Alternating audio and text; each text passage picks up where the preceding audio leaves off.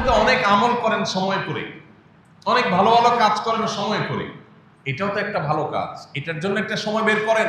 বরং এই ভালো কাজটা সমাজ থেকে বিদায় হয়ে গেছে, হারিয়ে গেছে, বিলুপ্ত হয়ে গেছে, এটাকে পুনর্জীবন দেওয়ার জন্য, পুনঃপ্রতিষ্ঠা করার জন্য, এটাকে সমাজে প্রচলন দেওয়ার জন্য আপনি যদি রাস্তায় নামেন, তো ঘরে বসে আপনি অনেক আমল করে যে সওয়াব পাচ্ছেন, এর কারণে সওয়াব তার চেয়ে বেশি পাবেন, বিকজ এটার মাধ্যমে একটা হারানো জিনিস জয়ের শাখা। সর্বশেষ শাখা হলো পথ পরিষ্কার করা। মানুষের চলাচলের পথে এমন কিছু যদি পড়ে থাকে যা দিয়ে মানুষের কষ্ট হতে পারে, অসুবিধা তৈরি হতে পারে, তাহলে সেটা পরিষ্কার করা। এই হাদিস আজকের পৃথিবীর যে বাস্তবতা আছে এর দিকে তাকালে আমরা দেখতে পাবো যে এটি আমাদের জীবনের সাথে, আমাদের সমাজের সাথে এত বেশি রিলেভেন্ট, এত বেশি প্রাসঙ্গিক, এত বেশি আমাদের জীবনের সাথে সম্পৃক্ত মনে হবে। আজ পৃথিবীতে যে পরিবেশ বিপর্যয় দেখা দিয়েছে, আজ আমরাই আমাদের কৃতকর্মের মধ্য দিয়ে পৃথিবীকে যে বাস অনুপযুক্ত করে ফেলছি। আমরা আমাদের দুহাতের কামাই দিয়ে আমাদের বসবাসের প্রিয় শহরটাকে পৃথিবীর সবচাইতে দূষিত শহরে পরিণত করেছি। এই রকম একটা বাস্তবতায় যেন নবীজি আজকের সমস্যা, আজকের সংকটের সমাধানের জন্যই যেন এই হাদিসটি বলেছেন। এতটা জাজ্জল্যমান, এতটা শাশ্বত এবং এতটা আজকের সময়ের সাথে প্রাসঙ্গিক মনে হয়। কোরআন এবং হাদিসের যে মিরাকলিক দিক আছে, কোরআন এবং হাদিসের যে বিশেষত্ব আছে, এর যে অলৌকিকত্ব আছে, এর ভিতরে অন্যতম একটি হলো কোরআন এবং হাদিসের অনেক নির্দেশনা আছে যেগুলো 1450 বছর আগে আমাদের কাছে এসেছে, নাজিল হয়েছে নবীজির মাধ্যমে, কিন্তু 1500 বছর প্রায় পার হওয়ার পরও কোরআন হাদিসের সেই নির্দেশগুলো, সেই নির্দেশনাগুলো আজও আমাদের সামনে শাশ্বত, জাজ্জল্যমান মনে হয় যে আজকের প্রেক্ষাপটে যেন সেটি নাজিল হয়েছে এবং সবচেয়ে বেশি প্রাসঙ্গিক। প্রিয় ভাইরা আমার, পথ পরিষ্কার করা, এটাকে নবীজি বলেছেন ঈমানের অঙ্গ। আপনি একটু যদি চিন্তা করেন, আজ থেকে 1450 বছর আগে মানুষের চলাচলের পথগুলো আজকের মতো এত নোংরা হওয়ার কোনো স্কোপ ছিল না। আজ থেকে 1450 বছর আগের সমাজ বাস্তবতায় রাস্তাঘাটে ময়লা আবর্জনা, চিপসের ঠোঙ্গা, তারপরে ডাবের মালা, যত রকমের বিষয় পড়ে থাকতে পারে যেগুলো মানুষের নানা কারণে কষ্টের কারণ হয়, পরিবেশ বিপর্যয়ের কারণ হয়, এগুলো কি আগে ছিল?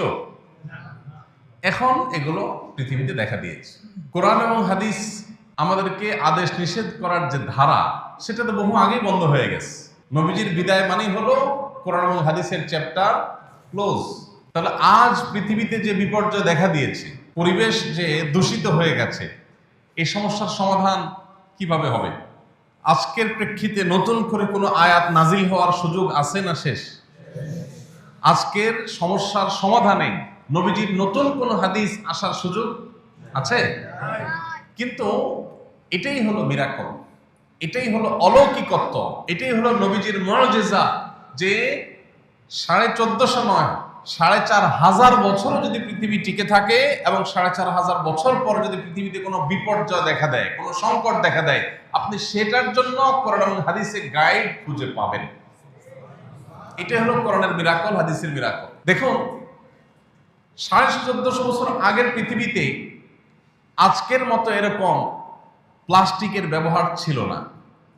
যত্রতত্র ময়লা ফেলা, এই যে টিস্যু ফেলা, টিস্যুই ছিল না, ফেলবে কোত্থেকে? কিন্তু তখন নবীজি বলে রেখেছেন ইমাতাতুল আযা আনিত তরিক, মানুষের চলাচলের পথে কষ্টদায়ক কোনো কিছু যদি পড়ে থাকে, যেটা পরিবেশ নষ্ট করতে পারে, মানুষের অসুস্থ হওয়ার কারণ হতে পারে, কষ্ট পাওয়ার কারণ হতে পারে, সেগুলো যদি তুমি রাস্তা থেকে তুলে নির্দিষ্ট জায়গায় বিনে, ময়লা ফেলানোর জায়গায় এটা যদি ফেলো বা রাস্তাকে পরিষ্কার করে দাও, ক্লিন করে দাও, এটাকে যদি মানুষের চলাচল উপযোগী করে দাও, তাহলে এইটা হবে তোমার ঈমানের অঙ্গ, ঈমানের পার্ট। তুমি যে মুসলমান তার প্রমাণ, এবং এটা একটা নেক আমল, এর মাধ্যমে তোমার আমলনামা একটা সওয়াব লেখা হবে। দেখুন, আমরা সবাই আশা করি যারা শহরে বসবাস করি, শহর ব্যবস্থাপনা, নগর ব্যবস্থাপনা এবং নগরের বাসিন্দাদের সুবিধা অসুবিধার দিকগুলো দেখার জন্য নির্দিষ্ট অথরিটি আছে। তাদের কাজ এগুলো পরিষ্কার করা, এগুলো ক্লিন করা, এই সব কিছু দেখভাল করা।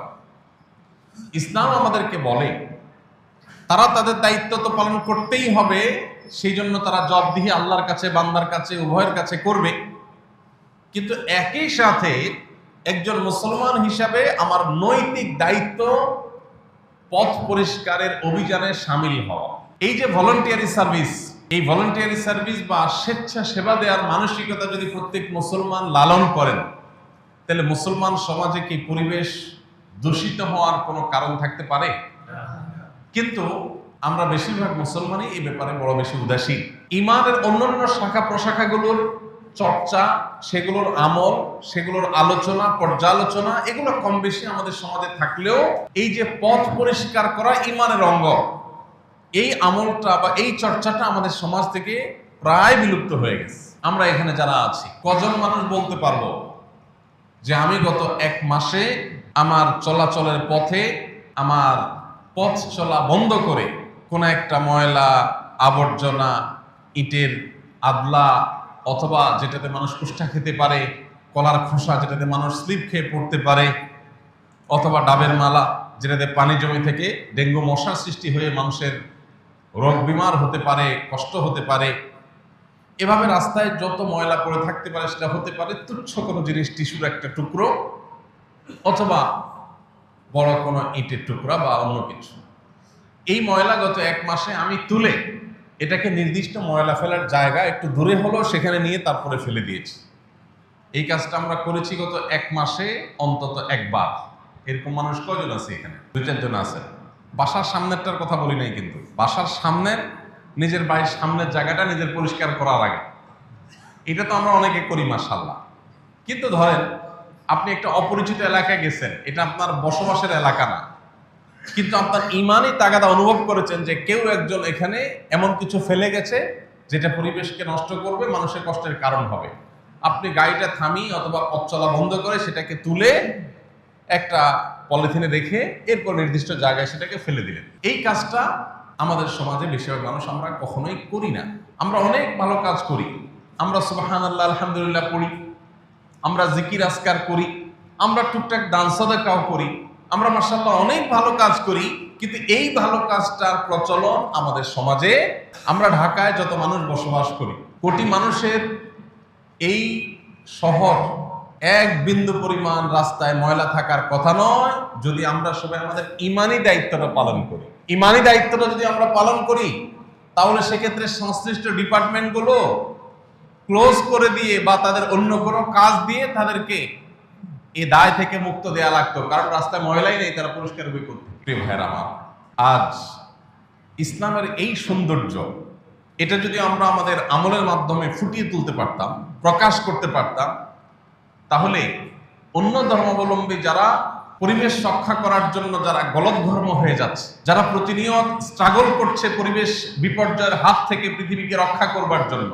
আজ ইসলামের মধ্যেই তার সমাধান তারা পেত। আপনারা অনেকেই জেনে থাকবেন, আজকের পৃথিবীর সবচেয়ে বেশি বাজেট যে খাতের জন্য রাখা হয় গোটা বিশ্বব্যাপী, সেটির নাম হলো পরিবেশ রক্ষা। পরিবেশ সুরক্ষার জন্য সবচেয়ে বেশি বাজেট রাখা হয়।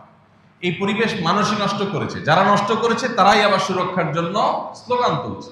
বাট একজন ইমানদারকে নবী করিম সাল্লাল্লাহু আলাইহি ওয়াসাল্লাম এমন দায়িত্বশীল হতে পারে যে সে পরিবেশ রক্ষা করার দায়িত্ব তো পালন করবে নিজে, অন্য কেউ যদি পরিবেশকে বিপর্যস্ত করতে চায়, সে সেটার হাত থেকে সমাজকে উদ্ধার করার জন্য ভূমিকা রাখবে। আর কোনো সমর্থ না থাকুক, সে রাস্তা পরিষ্কার করার অভিযানে নেমে যাবে। প্রিয় ভাইরা আমার, সময় এসেছে আমাদের মসজিদের ইমাম সাহেবদের নেতৃত্বে, মসজিদের নিয়মিত মুসল্লি তরুণদের নেতৃত্বে এই সমস্ত সামাজিক অভিযানগুলো পরিচালনা করা।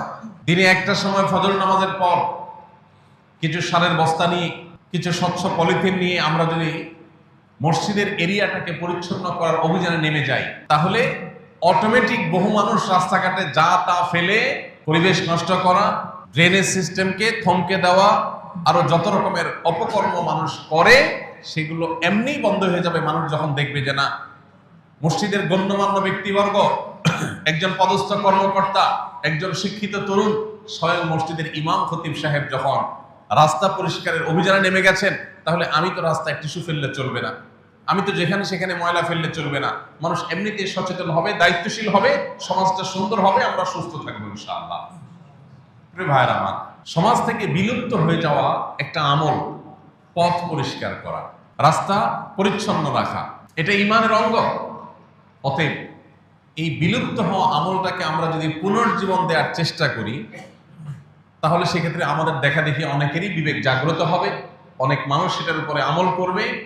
এতে একদিকে আমার ঈমান রক্ষা হবে, আল্লাহর কাছে আমি রিওয়ার্ড এবং সওয়াব লাভ করব, অপর দিক থেকে আমাদের পরিবেশ সুন্দর হবে এবং তার পাশাপাশি অন্য ধর্মাবলম্বীরা বুঝতে পারবে সকল সংকটের সমাধান ইসলামে আছে। অতএব এই আমলটা অনেকে হয়তো আজকে নতুন করে শুনেছি যে রাস্তায় কোনো ময়লা আবর্জনা কোনো মানুষের কষ্টের কারণ হতে পারে এমন কোনো কিছু পড়ে থাকলে সেটাকে তুলে পরিষ্কার করা, এটা ঈমানের দাবি।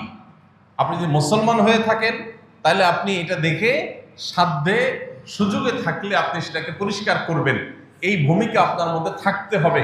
সব সময় সব ময়লা আপনি পরিষ্কার করতে পারবেন না, কিন্তু আপনার মধ্যে মেন্টালিটি থাকতে হবে যে আমি ট্রাই করব, চেষ্টা করব, আমি অ্যাপ্রোচটা করব অন্তত পরিষ্কার করার। এতে আমার ইজ্জত যাবে না, এতে আমার সম্মান নষ্ট হবে না। বাহ্যিক দৃষ্টিকোণ থেকে সেলফিশ এই পৃথিবী, স্বার্থপর এই দুনিয়াতে মানুষ থুতু ফেলতেও চিন্তা করে আমার লাভটা কোন জায়গায়। অতএব আননোন কোনো রোডে রাস্তাঘাটে কেউ হয়তো এখানে এসেছেন জুমা পড়ার জন্য দূর থেকে, তিনি চিন্তা করবেন এই রাস্তা পড়ে আছে ময়লা আবর্জনা বা কোনো ক্ষতিকর কষ্টদায়ক কিছু, এটা পরিষ্কার করার কি ঠেকা আমার পড়েছে, এটা তো আমার বাসার সামনের রোড না, এলাকার মানুষ বুঝে পড়বে। কিন্তু ঈমানের দাবি হলো না, আমার সামনে পড়েছে, যদি আমার হাতে সময় থাকে, যদি আমার বিশেষ কোনো তাড়া না থাকে, তাহলে আমি আমার বেস্ট পরিচ্ছন্ন করার ট্রাইটা করব। তাহলে বিলুপ্ত হয় আমলটাকে আমরা পুনর্জীবন দেওয়ার চেষ্টা করতে পারি কিনা বলেন এই ভাইরা আমার। বিলুপ্ত হওয়া আমলগুলোকে সমাজে পুনর্জীবন দেওয়ার যে বিশাল বড় ফজিলত এবং উপকারিতা রয়েছে সেটা আমরা হয়তো অনেকেই জানি। নবীজি সাল্লাল্লাহু আলাইহি সাল্লাম বলেছেন, কেউ যখন সমাজে কোনো ভালো কাজের প্রচলন দিবে, সে শুরু করেছে, তার দেখা দেখে আর অনেকে শুরু করেছে। এই কাজটা যদি কেউ করে, মান সান্না সুন্নাতান হাসানাতান ফালাহু আজরুহা ওয়া আজরু মান আমিলা বিহা, তাহলে তার দেখা দেখি যত মানুষ এই ভালো কাজ করবে, সমাজে এই ভালো কাজের প্রচলন যখন শুরু হয়ে যাবে, সবাই ভালো কাজ করে যে পরিমাণ সওয়াব রিওয়ার্ড বিনিময় আল্লাহর কাছ থেকে পাবে, যে শুরুটা করে দিয়েছে, সমাজে এই অভ্যাস গড়ে তুলেছে, মানুষের এই ফ্লোটা তৈরি করেছে, এই স্রোত সৃষ্টি করেছে, আল্লাহ তাআলা তাকে সবার সমপরিমাণ সওয়াব তার আমলনামায় বোনাস হিসেবে দিবেন। তাহলে আমরা আজ থেকে পথ পরিষ্কার ঈমানের অঙ্গ, এই হাদিসকে মাথায় রেখে আমরা পথ পরিষ্কার অভিযানে নামতে পারি কিনা বলেন। আমাদের বাচ্চাদেরকে তো আমরা অনেক কিছুই শিখাই, অনেকে ভোগ বিলাস, বাচ্চাদেরকে আরাম আয়েশ, এগুলো আমরা শেখাই, কিন্তু বাচ্চাদেরকে আমরা স্যাক্রিফাইস খুব কমই শিখাই। আপনার সন্তান যদি দেখে যে আপনি নিজে রাস্তায় উপর হয়ে পরিষ্কার অভিযানে নেমেছেন, আপনার ছেলে কিন্তু টিস্যুটা দিয়ে মুখ মুছে রাস্তায় ফেলতে তার বিবেকে বাধা দিবে, কারণ সে তার বাবাকে দেখেছে আরেকজনের টিস্যু পরিষ্কার করতে, সো সে ফেলবে না। আপনি যদি নিজে অন্যের ফেলা চিপসের ঠোঙ্গা আপনি যদি তোলেন, সেটা তুলে নির্দিষ্ট বিনে নিয়ে ফেলে দেন, আপনার বাচ্চা এটা দেখার পর সে শিখবে না এটা রাস্তায় ফেলতে হয় না।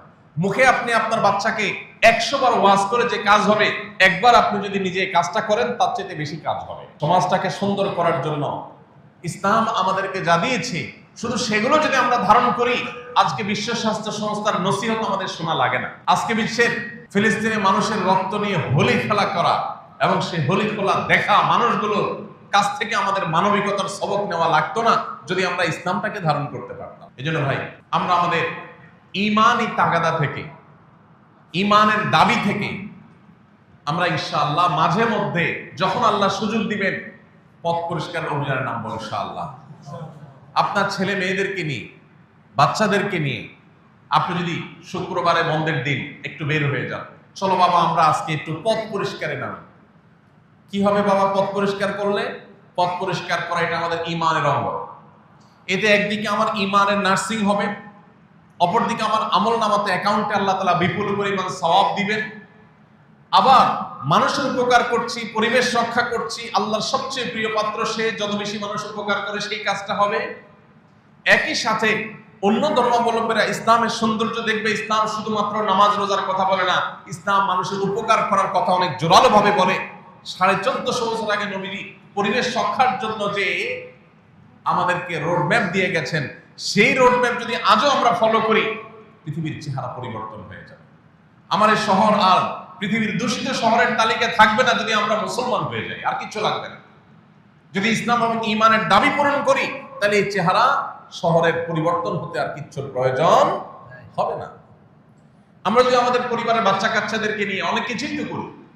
বাচ্চা কাচ্চাদেরকে নিয়ে আপনি ঘুরতে যান পার্কে, আপনি ঘুরতে যান কোনো বিনোদন স্পটে, হালাল বিনোদন করা ইসলামে নিষেধ না করেন, কিন্তু মাঝে মধ্যে তাদেরকে নিয়ে একটু পথ পরিষ্কারের জন্য নামেন। আলহামদুলিল্লাহ, মাঝে মধ্যে আমার এই তৌফিক হয়েছে।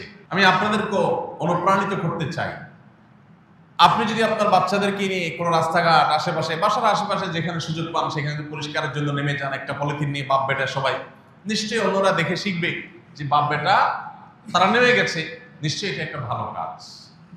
তাহলে আমরা হারিয়ে যাওয়া এই আমলটাকে পুনর্জীবন দেওয়ার চেষ্টা করবো তো ইনশাআল্লাহ। প্রিয় ভাইরা আমার, অন্য কেউ রাস্তায় এমন কিছু ফেলে গেছে যেটার কারণে কারোর কষ্ট হতে পারে, সেটা তুলে ফেলাটা যদি ঈমানের দাবি হয়, তাহলে আপনি নিজে যদি রাস্তায় কোনো কিছু ফেলে দেন, আপনি বাদামকে খোসাগুলো যেখানে সেখানে ফেলে দিলেন, দায়িত্বশীল আচরণ করলেন না। উচিত ছিল আপনার বাদামের খোসাগুলো আপনি নিজে সেভ করে রাখার, পকেটে রেখে দেওয়া, এরপরে নির্দিষ্ট জায়গায় আসলে সেখানে ফেলার। বাট আমরা করি না। অনেক লোক আছে, দাড়ি অনেক লম্বা, টুপিটাও সুন্দর মাশাআল্লাহ, জুব্বাটাও ভালো আছে, হয়তো নামাজ কালামও ঠিক মতো পড়েন, কিন্তু এই বিষয়গুলো খেয়াল করেন না। বিস্কিট খেয়ে প্লাস্টিকের ইয়েটা বাইরে ফেলে দিলেন, এটা গিয়ে কোনো ড্রেনে বাতাসে গিয়ে পড়লো, সেখানে ময়লা আবর্জনা এসে জমে গেল, জ্যামের সৃষ্টি হয়ে গেল, মশা তৈরি হলো, দুর্গন্ধ তৈরি হলো, অপরিচ্ছন্ন হলো, পরিবেশ নষ্ট হলো, বহুবিধ রোগের কারণ হলো। আপনি একটা ঠোঙা শুধু বাসের বা আপনার গাড়ির জানালা দিয়ে ফেলে দিয়েছেন, আর কিচ্ছু করেন নাই। এখান থেকে বহু কিছু হতে পারে, এর দায় আপনার আমল নামায় গুনাহ হিসেবে লেখা হতে পারে।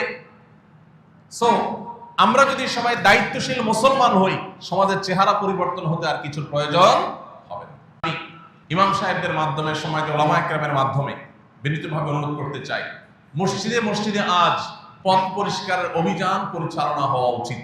আমরা চেষ্টা করতে পারি না ইনশাআল্লাহ? আল্লাহ আমাদের সবাইকে আমলের তৌফিক দান করুন। এই কাজটা করলে আরেকটা এক্সট্রা বেনিফিট আপনি পেয়ে যাবেন, সেটা হলো অহংকার চূর্ণ হয়ে যাবে।